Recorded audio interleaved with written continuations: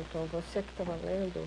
Isso, o padre tinha explicado aí, fomos até na semana passada, até o versículo Então, 25 do 26. capítulo 12 Isso, De agora Mateus. começa 26. de Mateus.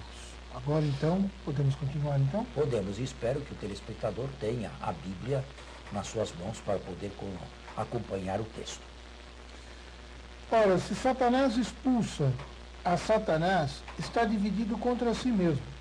Como então poderá subsistir seu reinado? Se eu expulso os Agora, demônios... esta é a alternativa que apresenta Jesus. Eu não tenho vínculo com Satanás. A outra alternativa, o oposto disto, qual é? Se eu expulso os demônios por Beelzebu, por quem os expulsam os vossos adeptos? Ou seja, eles também possuíam exorcismos oficiais nos meios judaicos, rabinos e farisaicos. Por que eu expulso em nome de Beelzebu e os de vocês não?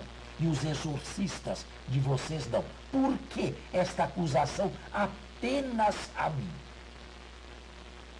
Isto nos leva, repito, a concluir que havia exorcismos oficiais e aceitos como tais no judaísmo da época de Jesus. O evangelista não entra no mérito desses exorcismos, se eles eram eficazes ou não, se acontecia o milagre ou não, mas havia o exorcismo. Mas diz que Por existia. que apenas eu faço um exorcismo com o poder de Satanás e os vossos filhos não? A lógica é perfeita. Por que esta acusação grave contra a minha pessoa? Por isso eles mesmos serão os vossos juízes. Mas se é pelo Espírito de E Deus... esta é a alternativa de Jesus. Mas se é pelo Espírito de Deus que eu expulso os demônios, Não por Satanás, mas pelo Espírito de Deus. então o reino de Deus já chegou a vós. Então o reino de Deus já chegou a vós. E agora vem um texto complicado. Ou como pode alguém entrar na casa de um homem forte e roubar os seus pertences, se primeiro não o amarrar? Só então poderá roubar a sua casa. Bem, um momento. Aqui nós estamos diante de uma pequena parábola.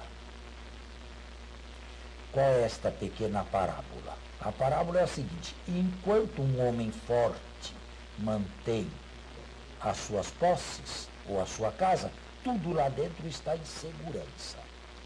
Se vier um mais forte do que ele, o despojará.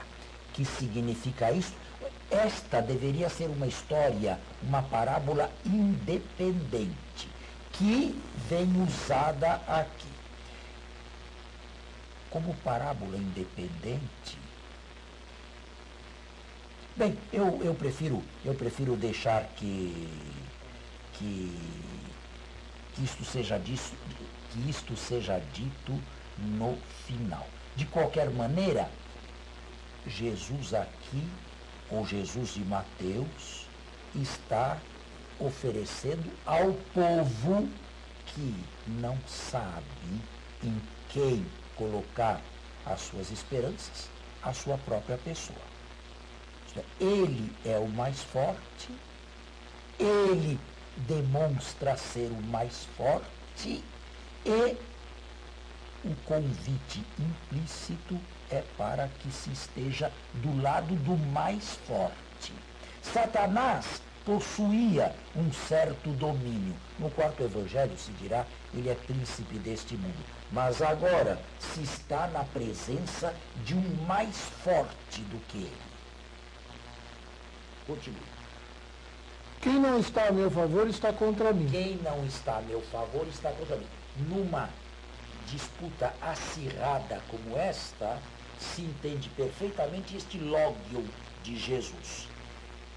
Não há possibilidade de neutralidade aqui. Ou se aceita a explicação dada pelos fariseus, e estes estão contra, estes desparramam ou desperdiçam ou se aceita a explicação dada por Jesus. E estes colhem com Jesus. O povo, os discípulos, são convidados a tomarem um partido, ou a favor de Jesus, ou a favor dos fariseus. E quem não ajunta comigo, dispersa.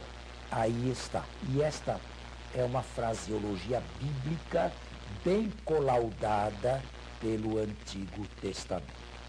Por isso vos digo, E agora vem um texto complicado. todo pecado e blasfêmia serão perdoados aos homens, mas a blasfêmia contra o Espírito Santo não será perdoada. Se alguém disser uma palavra contra o Filho do Homem, ser-lhe-á perdoado. Mas se disser contra o Espírito Santo, não lhe será perdoado, nem neste mundo, nem no vindouro. E este texto aqui é uma crux interprete. É uma cruz para os exegetas. É o famoso pecado imperdoável, que não aparece apenas em Mateus, mas aparece também no autor da carta aos Hebreus e no autor da primeira de João. Um famoso pecado imperdoável. Bem, eu vou dar 3 explicações que costumam ser dadas. A primeira explicação está relacionada com o nome de Atanásio, Santo Atanásio. Ele propôs uma explicação trinitária.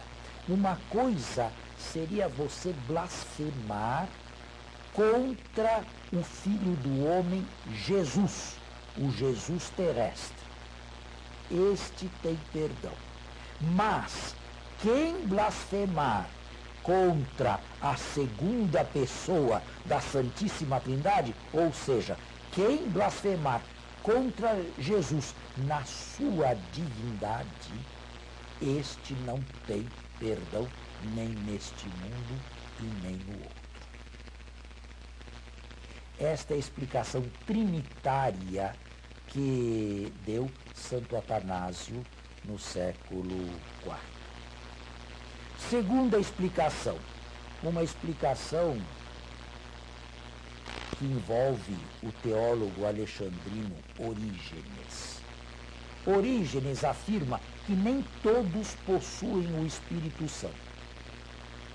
Portanto, nem todos podem blasfemar contra o Espírito Santo.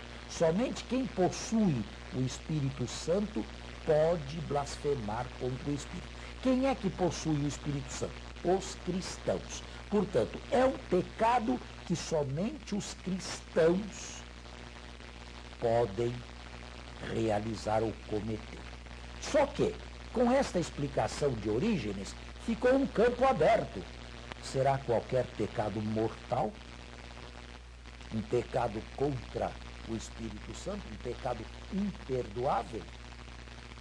Para não se deixar o campo tão indeterminado, dentro desta explicação de Orígenes, se buscou um determinado pecado mortal.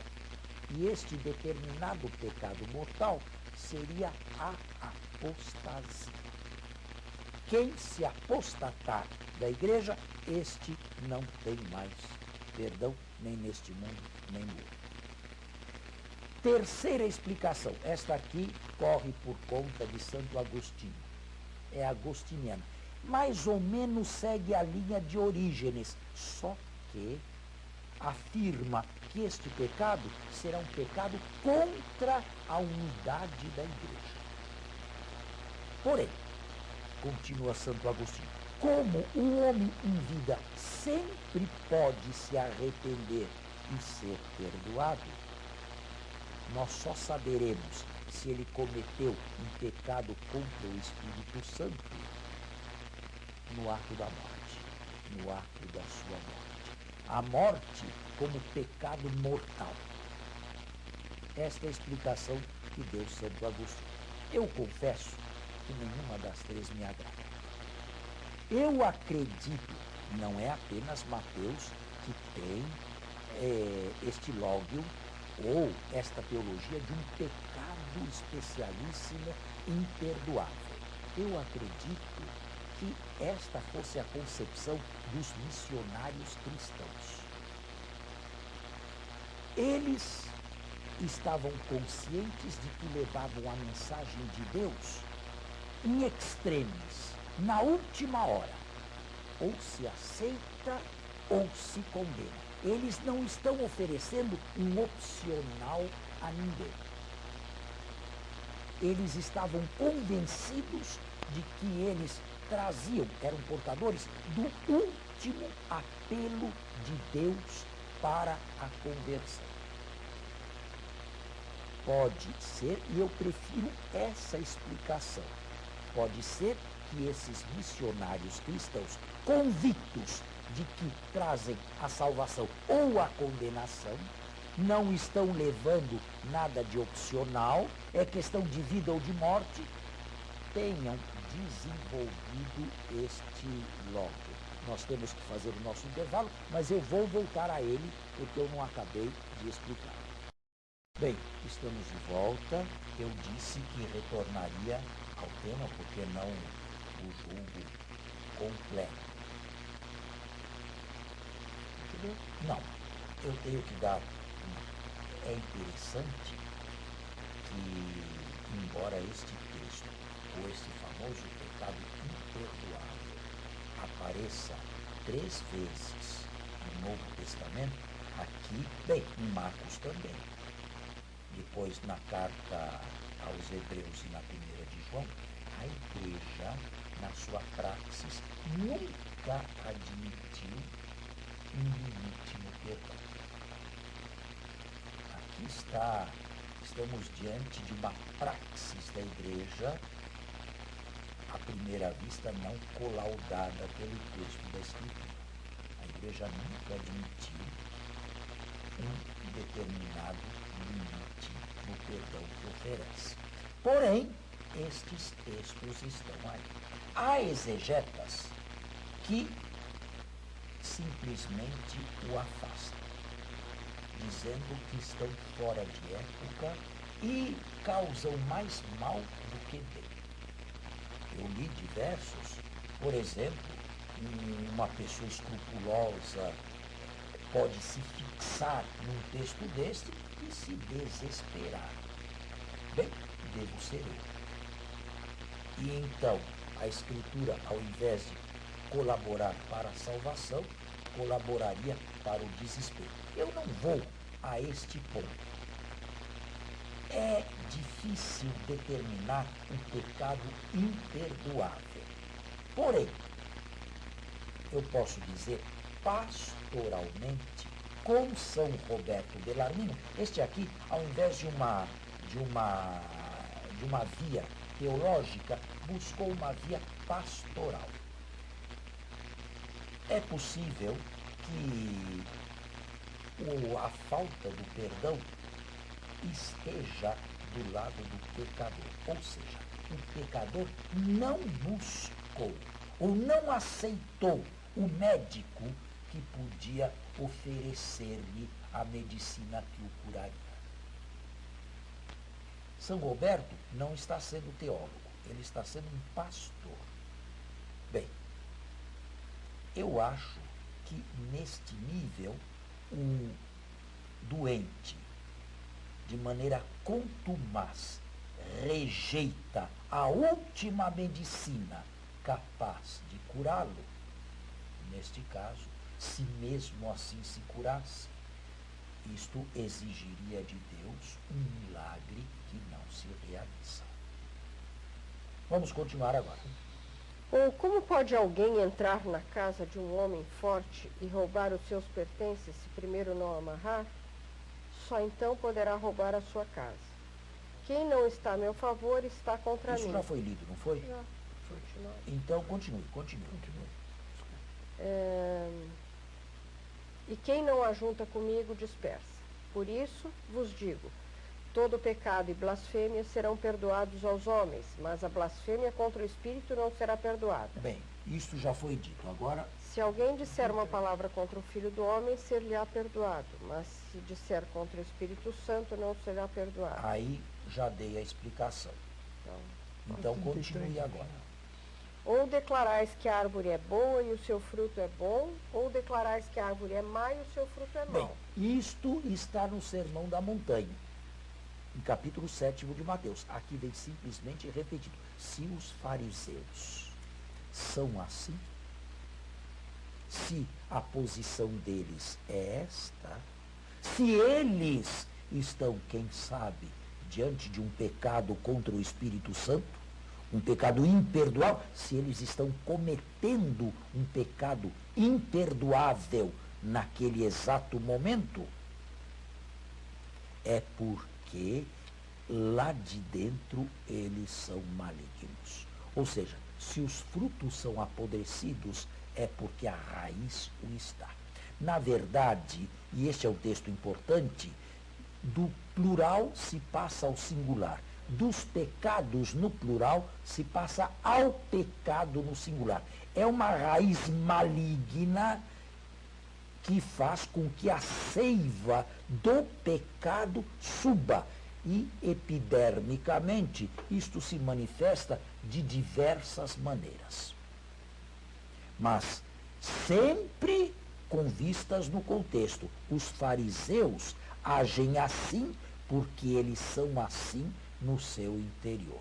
E este, talvez, no contexto mais imediato de Mateus, seja o pecado imperdoável. É pelo fruto que se conhece a árvore. Raça de víboras, como Isso podeis já falar... foi dito e colocado na boca de João Batista no início do ministério de Jesus, capítulo 3. Como podeis falar coisas boas se sois maus? Porque a boca fala daquilo de que o coração está cheio. E esta é a radiografia perfeita dos fariseus. O que eles falam provém realmente de dentro. É um evangelho bem antifarisaico, este aqui. O homem bom do seu bom tesouro tira coisas boas, mas o homem mau do seu mau tesouro tira coisas más. Eu vos digo que de toda palavra sem fundamento que os homens disserem, darão contas no dia do julgamento. Esta palavra sem fundamento é a crítica que movem a Jesus. Pois por tuas palavras serás justificado, e por tuas palavras serás condenado. Continue. Nisso alguns escribas e fariseus tomaram a palavra dizendo: Mestre, queremos ver um sinal feito por ti. Um momento. Escribas e fariseus. Até agora estavam os fariseus. Sorrateiramente, inesperadamente, entram os escribas. Mas escribas e fariseus faziam corpo comum à época de Jesus. Eles, qual é a pergunta que fazem a Jesus? Qual é o pedido que fazem? Queremos ver um sinal Queremos ver um sinal. Atenção. feito por ti. Semeiam um sinal. Jesus já tinha realizado vários sinais nos capítulos, e o leitor já sabe, nos capítulos 8 e 9. Jesus tinha acabado de realizar o sinal da cura do possesso E da mão seca. e o da mão seca. Queremos ver um sinal. Vejam a insolência, a soberba, a arrogância. Queremos. Isto é, estes sinais não valem. Nós queremos um sinal tão transparente, um sinal tão extraordinário que não deixe mais dúvida em ninguém. Que insolência, que arrogância. Os sinais dados não servem, não são suficientes. Queremos um sinal. Qual é a resposta de Jesus? Ele replicou: uma geração má e adúltera. Esta geração má e adúltera, ponerá, má e adúltera, isto é, esta geração que se afasta de Deus. O adultério no Antigo Testamento sempre foi tido como um afastamento de Deus. Busca um sinal, mas nenhum sinal lhe será dado, exceto o sinal do profeta Jonas. Isto é curioso e ao mesmo tempo irônico. Jesus vai dar um sinal. apesar da arrogância com que foi pedido, apesar da completa cegueira, Jesus vai dar um sinal. Só que o sinal que Jesus vai dar é o sinal de Jonas. Continue. Pois como Jonas esteve no ventre do monstro marinho 3 dias e 3 noites, assim ficará o Filho do Homem 3 dias e 3 noites no seio da terra. Pronto.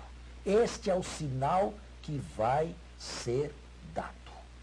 Isto é, os escribas e fariseus, vejam a ironia, estão provocando um sinal.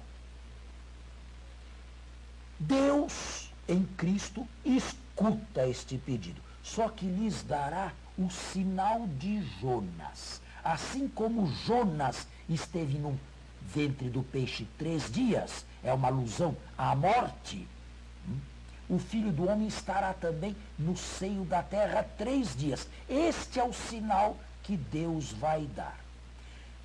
Depois de 3 dias, como Jonas foi vomitado na praia, o Filho do Homem será ressuscitado. Mas o que vai acontecer? Os escribas e fariseus não aceitarão a ressurreição de Jesus.